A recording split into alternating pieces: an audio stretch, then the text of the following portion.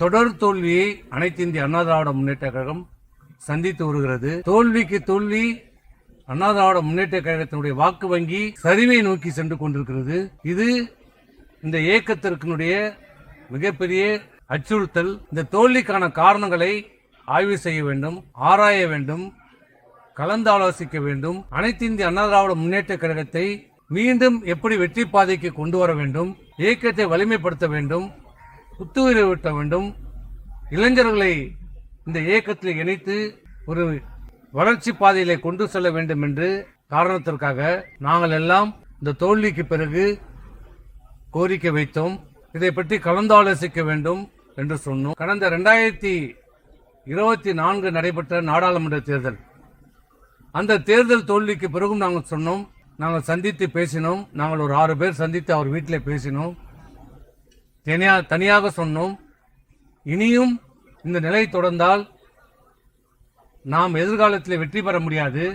பிரிந்தவர்கள், பிரிந்து சென்றவர்கள், நீக்கப்பட்டவர்கள் அனைவரையும் ஒருங்கிணைத்து ஒரு வலிமையான அனைத்து இந்திய அண்ணா திராவிடத்தை முன்னெடுக்க வேண்டும் என்ற கோரிக்கை அன்றைக்கு வைத்தபோது அதை நிராகரித்தார், ஏற்றுக்கொள்ள மறுத்தார், செவி கொடுக்க மறுத்தார்.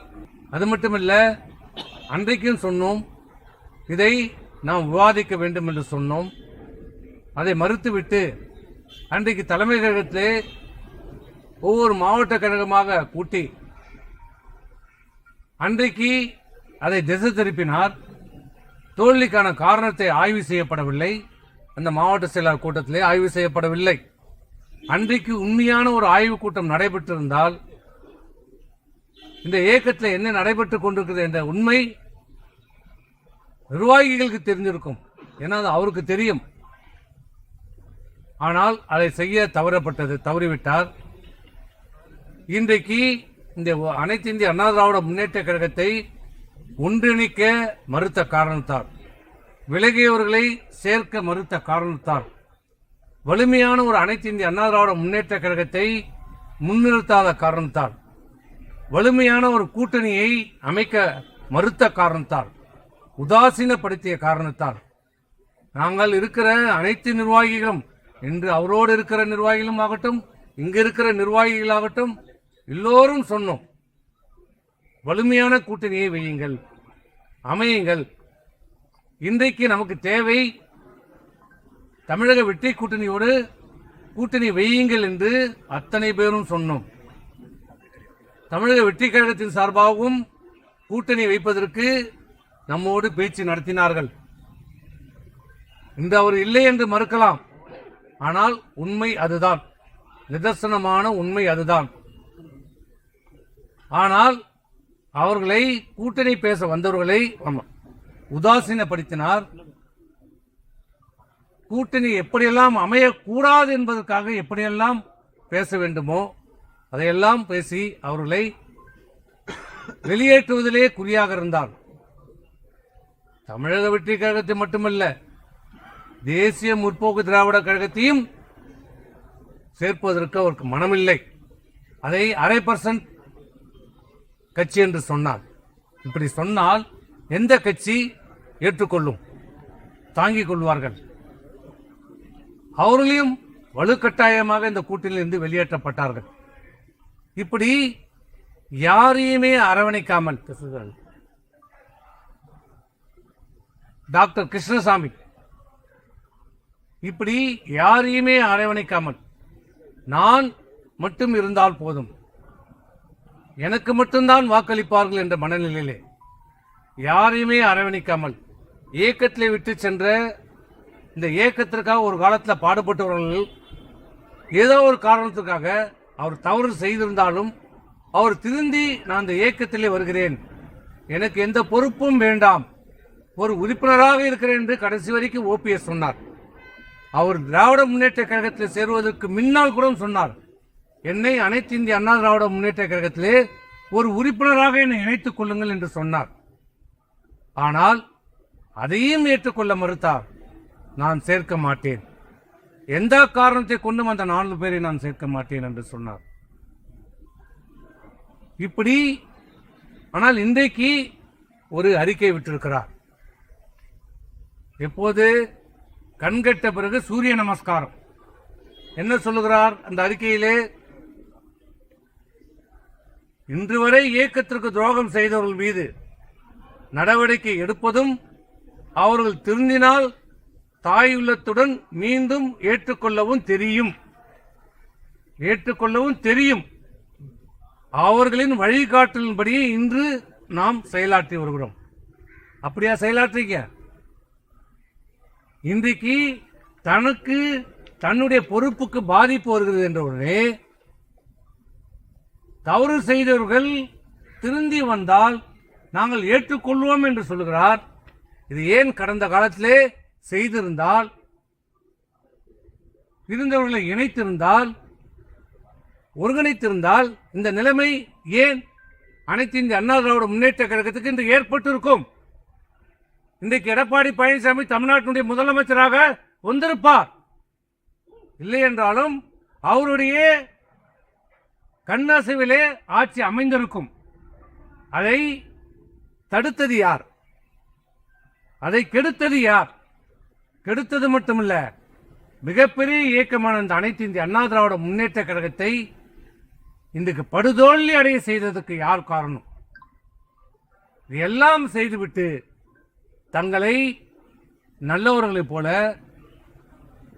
இன்றைக்கு அடையாளம் காட்டிக் கொண்டிருக்கிறார்கள். நாங்கள் ஏதோ துரோகம் செய்து விட்டதாகவும், நாங்கள் ஏதோ இந்த இயக்கத்தை பிளவுபடுத்துவதாகவும் இன்றைக்கு செய்திகள் செல்கிறார். அன்றைக்கு நாங்கள் பேட்டி கொடுத்தோமே தவிர எங்களுடைய நிலைப்பாட்டை சொன்னோம். அதுக்கப்புறம் இன்னைக்கு தான் நாங்கள் வரோம். நாங்கள் யாரை பற்றியும் குறை சொல்லல. இன்னைக்கு இருக்கிற எடப்பாடி பொதுச் செயலாளர் எடப்பாடியை பற்றியும் நான் எந்த குறையும் சொல்லவில்லை. அவர் செய்திருக்கிற தவறுகளை தான் நாங்கள் சுட்டி காட்டணும். தனிப்பட்ட முறையில் நாங்கள் யாரையுமே தவறாகவோ விமர்சனம் செய்யவில்லை, இப்பயும் செய்யவில்லை, நாளைக்கும் நாங்கள் செய்ய மாட்டோம். ஏன்னா நாங்கள் எல்லாம் ஒரு காலத்தில் ஒன்றாக பயணித்தவர்கள், செய்ய மாட்டோம். ஆனால் அங்கே என்ன நடக்கிறது? எங்களை பற்றி, என்னை பற்றி, குடும்பத்தை பற்றி, உங்களுடன் இருந்தால் நான் நல்லவன், நான் இல்லை என்றால் நான் துரோகி, என்னை பற்றி விமர்சிப்பது, குடும்பத்தை பற்றி விமர்சிப்பது, இதுதான் உங்க தலைமை பதவிக்கு தகுதியா? எங்களுக்கு பேச தெரியாதா? பேச வேண்டுமென்றால் எல்லாம் பேசலாம், ஆனால் நாங்கள் பேச மாட்டோம். எங்களுக்கு தேவை அனைத்து இந்திய அண்ணா திராவிடம், ஒற்றுமையான அனைத்து இந்திய அண்ணா திராவிட முன்னேற்ற கழகம்.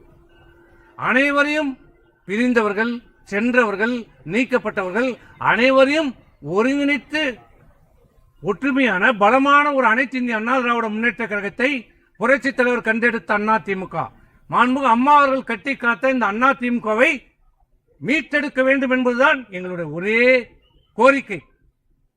அதுதான் நாங்கள் சொன்னோம். இன்றைக்கு சொல்லுகிறார் பேசிக்கொள்ளலாம் என்று சொல்லுகிறார். எங்களுக்கு அதுக்கு மாற்று கருத்தே இல்லை. நாங்கள் அதை வரவேற்கிறோம். முதல் நாளிலிருந்தே நாங்கள் இதை தான் சொல்லுகிறோம். என்ன சொல்லுகிறோம்? பொதுக்குழுவை கூட்டுங்கள், பொதுக்குழுவை கூட்டுங்கள், விவாதிப்போம், கலந்தாலோசிப்போம், நல்ல முடிவு எடுப்போம். பொதுக்குழுவில் என்ன முடிவெடுத்தாலும் அதை நாங்கள் ஏற்றுக்கொள்கிறோம், தலைவணங்கி நாங்கள் ஏற்றுக்கொள்கிறோம். இதுதான் இன்றைக்கும் இந்த நிலை, இன்னைக்கும் சரி நாளைக்கும் சரி எங்களுடைய நிலைப்பாடு இதுதான். பொதுக்குழுவை கூட்டுங்கள், விவாதிங்க, பேசுங்க, முடிவெடுங்க. ஆனால் இன்றைக்கு என்ன, பத்திரிகைகள் மூலமாக தொண்டர்களுக்கும் நிர்வாகிகளுக்கும் என்ன சொல்லுகிறார்? நான் பேசி தீர்த்துக் கொள்ளலாம், ஏதோ வீறு மீது தவறில்லாதது போலவும் குறையில்லாதது போலவும் நாங்கள் ஏதோ தவறு செய்து விட்டதை போல ஒரு பிம்பத்தை ஏற்படுத்த பார்க்கிறார். நாங்கள் தயார், முதல் நான் அன்றையிலிருந்தே சொல்கிறோம், நாங்கள் தயார் தயார் தயார், பேசுவதற்கு தயாராக இருக்கிறோம். பொதுக்குழுவை கூட்டுங்கள், நாங்கள் வருகிறோம், எங்கள் கருத்தை சொல்லுகிறோம், உங்களுடைய கருத்தை சொல்லுங்கள், உங்களுக்கு எந்த மாற்று கருத்தாக இருந்தாலும் சொல்லுங்கள், எங்களுடைய மாற்று கருத்தையும் சொல்கிறோம்.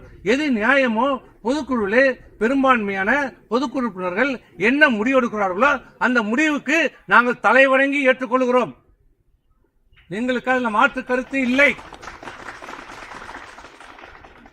இந்த பத்திரிகையின் வாயிலாக நான் சொல்லுகிறேன், தமிழகத்தில் இருக்கிற கோடான கோடி அனைத்து இந்திய அண்ணா திராவிட முன்னேற்ற கழக தொண்டர்களுக்கும் நிர்வாகிகளுக்கும் நாங்கள் சொல்வது, நாம் எல்லோரும் அனைத்து இந்திய அண்ணா திராவிட முன்னேற்ற கழகத்துடைய தொண்டர்கள், எம்ஜிஆருடைய தொண்டர்கள், மாண்புமிகு அம்மாவுடைய பிள்ளைகள். நம்முடைய நோக்கம் மீண்டும் தமிழ்நாட்டிலே அனைத்து இந்திய அண்ணா திராவிட முன்னேற்ற கழகம் ஆள வேண்டும், வலிமையான ஒரு இயக்கமாக வர வேண்டும்.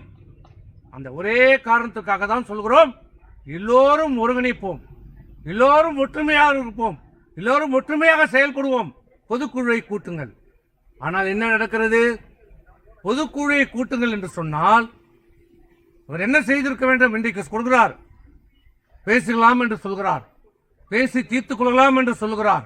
ஆனால் ஒரு பக்கம் பேசலாம் என்று சொல்லிவிட்டு மறுபக்கம் கட்சியில் இருந்து அனைவரும் நீக்குகிறார். இதுவரை 31 மாவட்ட செயலாளர் பொதுவுகளை நீக்கி இருக்கிறார், விடுவித்திருக்கிறார். இன்னும் என்ன சொல்லுகிறார்? யாராவது கையெழுத்து போட மறுத்தால், அவர்கள் கேட்கிற மறுத்தால் உங்களுடைய பதவி பறிக்கப்படும், அங்கே கையெழுத்திட்டால் உங்கள் பதவி பறிக்கப்படும். இப்படி அச்சுறுத்தி மிரட்டி உருட்டி இன்றைக்கு கட்சிக்காரர்களை மிரட்டி உருட்டி வைக்கப்பட்டிருக்கிறார்கள் நிர்வாகிகள்.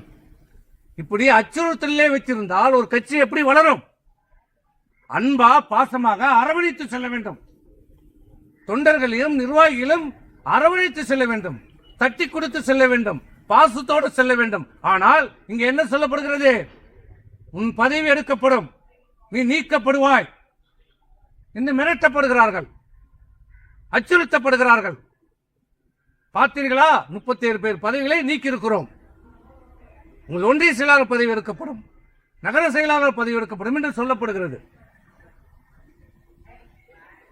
இது நீக்கியது நடவடிக்கை முற்றிலுமாக சட்டத்துக்கு புறமானது. அதிகாரம் இல்லை, அதிகாரம் இருக்கிறது என்ற பெயரில் நீக்கினாலும் அது செல்லாது. இன்று வரை இந்த நிமிடம் வரை நீக்கிய விடுவிக்கப்பட்ட பொறுப்புகளை செல்லாது. ஏன்னா ஒரு இயக்கத்திலே பிளவுபட்டால், கருத்து வேறுபாடு ஏற்படுகிற போது, பிளவு என்ற ஒரு நிலைமை வருகிற போது, என்றைக்கு அந்த கருத்து வேறுபாடு வருகிறதோ, என்றைக்கு அந்த பிளவு அதிகாரப்பூர்வமாக வருகிறதோ, அன்றைய தேதியில யாரெல்லாம் பொறுப்பில் இருக்கிறார்களோ அந்த பொறுப்பில் இருக்கிறவர் தான் நீதிமன்றத்துக்கும் பிரமாண பாத்திரத்தில் கையெழுத்திட வேண்டும். தேர்தல் ஆணையத்திலும் அபிடேவிட்ல அவர்கள் தான் கையெழுத்திட வேண்டும். இப்போது 31 மாவட்ட செயலரை விடுவித்து விட்டு 31 மாவட்ட செயலரை போட்டிருக்கிறார்களே, நாளை தேர்தல் ஆணையத்தில் இந்த வழக்கு வந்தால், நீதிமன்றத்தில் இந்த வழக்கு வந்தால் நாங்கள் தான் கையெழுத்திட வேண்டும். புதிதாக நியமிக்கப்பட்டிருக்கிற யார் கையெழுத்திட்டாலும் செல்லாது, செல்லாது, செல்லாது. அது ஒரு செல்லாத நோட்டு. ஏனென்றால் அதற்கு உதாரணம் வேறு யாரையும் கேட்க வேண்டாம். இவர்கள் எப்படி தேர்ந்தெடுக்கப்பட்டார்கள்? ஓ பன்னீர்செல்வமும் எடப்பாடி பன்னீர்செல்வமும் தேர்தல் எடப்பாடி பழனிசாமி அவர்களும் தேர்தல் ஆணையத்திலே வழக்கு நடைபெற்ற போது தீர்ப்பு வழங்கப்பட்டது. அதில் பெரும்பான்மை பொதுக்குழு உறுப்பினர் யாருக்கு இருக்கிறார்கள் என்று கணக்கெடுக்கப்பட்ட போது எந்த தேதி நிர்ணயிக்கப்பட்டது தெரியுமா? 5/12/2016 அம்மா இறந்த தேதி. ஆனால் பிப்ரவரி 17ஆம் தேதி தான், 17ஆம் ஆண்டு தான் கட்சியிலே அதிகாரப்பூர்வமாக சண்டை வருகிறது. ஓபிஎஸ்க்கும் எடப்பாடி பழனிசாமிக்கும். இவர் 500 பேரை நீக்குகிறார், அவர் 500 பேரை நீக்குகிறார். இவர் 500 பேரை நியமிக்கிறார், அவர் 500 பேரை நீக்கிறார். ஆனால் தேர்தல் ஆணையம் அதை கணக்கில் எடுத்துக் கொள்ளப்படவில்லை. முந்தைய பொதுச் செயலாளர், உங்களுக்குள் ஏன் பிளவு ஏற்பட்டது? என்ன காரணம்? அதற்கு காரணம் மாண்புமிகு அம்மா இறப்பு.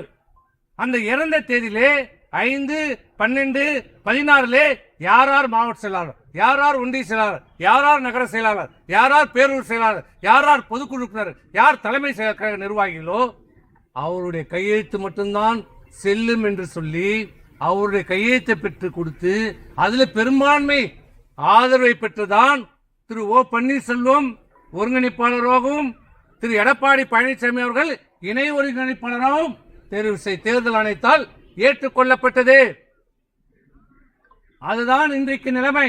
இன்றைக்கு என்ன நிலைமை? 4ஆம் தேதி தேர்தல் தேதி அறிவிக்கப்படுகிறது. 5ஆம் தேதி இவர் திமுகவோடு தேர்தல் முடிவுகள் அறிவிக்கப்படுகிறது. 4ஆம் தேதி 5ஆம் தேதியே திமுகவோடு சேர்ந்து ஆட்சி அமைக்க வேண்டும் என்று இன்றைய பொதுச் செயலாளர் எடப்பாடி சாமி சொன்னவுடனே கருத்து வேறுபாடு வருகிறது. 2 குழுவாக பிரிகிறது. இது ஒன்று. ஆனால் அதிகாரப்பூர்வமாக திரு எடப்பாடி பழனிசாமி அவர்கள் சட்டமன்றத்திலே தற்காலிக சபாநாயகத்திலே நான் தான் தேர்ந்தெடுக்கப்பட்ட சட்டமன்ற தலைவர் என்று மனு கொடுக்கிறார். இங்கே திரு வேலுமணி அவர்கள் என்னை தான் தேர்ந்தெடுக்கப்பட்டிருக்கிறார் என்று ஒரு மனுவை கொடுக்கிறார். ஆக அதிமுகவிலே 2 குழுக்கள் மனு கொடுக்கிறது. காஸ் ஆஃப் ஆக்ஷன் எங்க வருது? 5ஆம் தேதி, அதிகாரப்பூர்வமாக 11ஆம் தேதி. அன்றைக்கு யாரெல்லாம் பொறுப்பில் இருந்தார்களோ அவர்கள் தான் தொடர்ந்து பதவிகளை நீடிப்பார்கள். ஆகவே நீங்கள் நீக்கியது செல்லாது, அமலுக்கு வராது. ஆகவே தமிழகத்தில் இருக்கிற ஒன்றிய நகர செயலாளருக்கு நன்றாக தெரிந்து கொள்ளுங்கள். உங்களை அச்சுறுத்துவதோ மிரட்டுவதோ எதற்கும் உதவாது. நீங்கள் அச்சப்பட வேண்டியதில்லை, பயப்பட வேண்டியதில்லை. தைரியமாக இருங்கள். உங்களுடைய பதவி, நீங்கள் தான் ஒன்றிய செயலாளர், நீங்கள் தான் நகர செயலாளர், நீங்கள் தான் பேரூர் செயலாளர். அதில் எந்த மாற்று கருத்தும் இல்லை. ஆகவே பொதுக்குழு நாங்கள் என்ன சொல்றோம்? இன்னைக்கு என்ன சொல்கிறார்?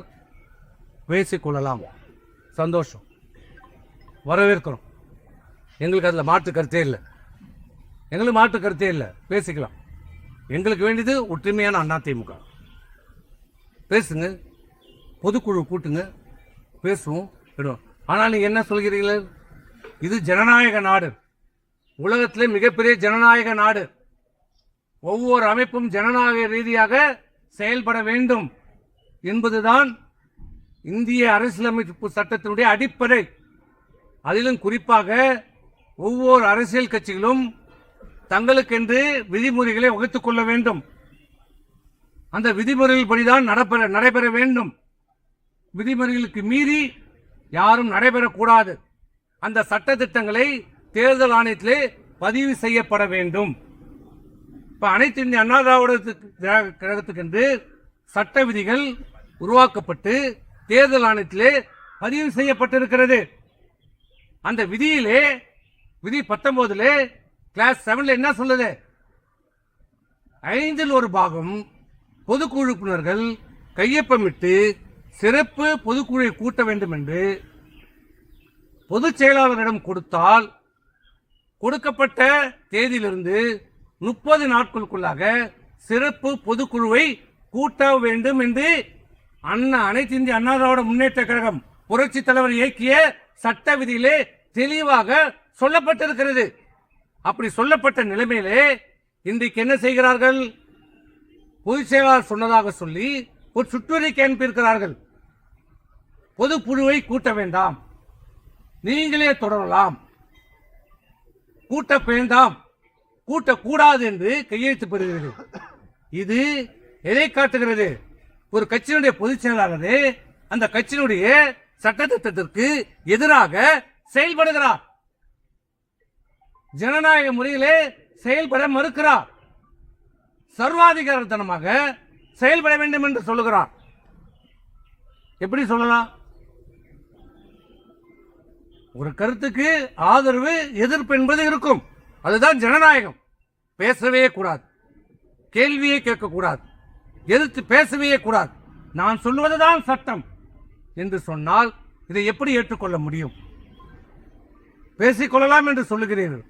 ஆனால் இப்படி பேசிக்கொள்ளலாம் என்று ஒரு பக்கம் சொல்லிவிட்டு மறுபக்கம் அனைவரையும் கட்சி பதவியில் நீக்குகிறீர்கள், கட்சியை விட்டு நீக்குகிறீர்கள், பொதுக்குழுவை கூட்ட வேண்டாம் என்று கையெழுத்து பெறுகிறீர்கள்.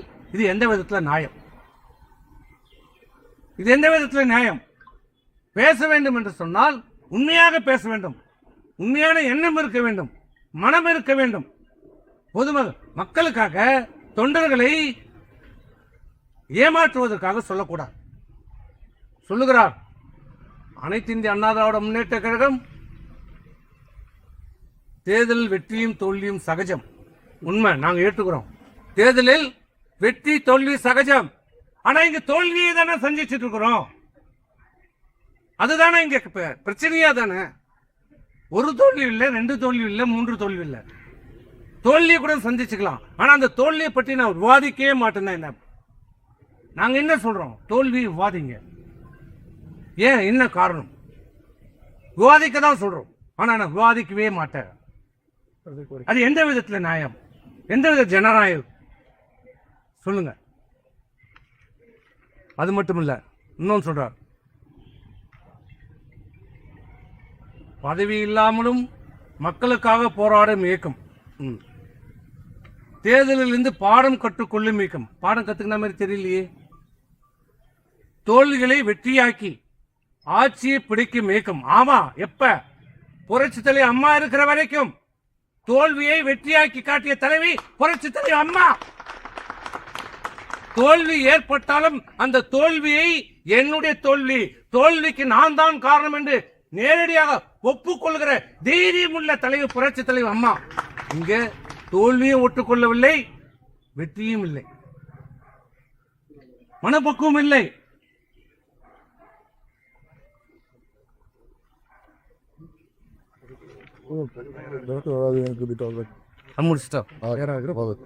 அதாவது துரோகம் செய்தவர்கள் எல்லாம் இருப்போம். அதான் நான் உங்களை கேட்கிறேன். என்ன கேட்காதீங்க, அவரை போய் கேளுங்க, அவரை போய் கேளுங்க. ஆகவே எங்களுக்கு எங்களுடைய நோக்கம் வலிமையான அனைத்து இந்திய அண்ணா திராவிட முன்னேற்ற கழகம் உருவாக்கப்பட வேண்டும். எம்ஜிஆர் அவர்கள் உருவாக்கிய இந்த இயக்கம், மாண்புமிகு அம்மா அவர்களால் கட்டி காக்கப்பட்ட இந்த இயக்கம் மீண்டும் வெற்றி பாதையிலே கொண்டு வர வேண்டும். அனைவரையும் ஒருங்கிணைக்க வேண்டும். காழ்ப்புணர்ச்சியோடு நடக்கக்கூடாது. பிரிந்தவர்கள், நீக்கப்பட்டவர்கள், வெளியேற்றப்பட்டவர்கள் அனைவரையும் அழைத்து பேசுங்கள். அனைவரும் இந்த இயக்கத்திலே சேருங்கள், பேசுங்கள். எங்களுடைய ஒரே கோரிக்கை, நாங்கள் பேச தயார், ஆனால் நீங்கள் பொதுக்குழுவை கூட்டுங்கள். எங்களுக்கு எந்தவித பொதுக்குழுவை கூட்டுவதற்கு எந்த நிபந்தனையும் எங்களுக்கு இல்லை. பொதுக்குழுவை கூட்டுங்கள், விவாதியுங்கள். பொதுக்குழுவில் என்ன முடிவெடுக்கிறார்களோ அதை நாங்கள் ஏற்றுக்கொள்கிறோம். நாங்கள் ஏற்றுக்கொள்ள அனைவரும் தயார். உங்களுடைய அழைப்புக்கு நாங்கள் தயார், ஆனால் பொதுக்குழுவை கூட்டுங்கள்.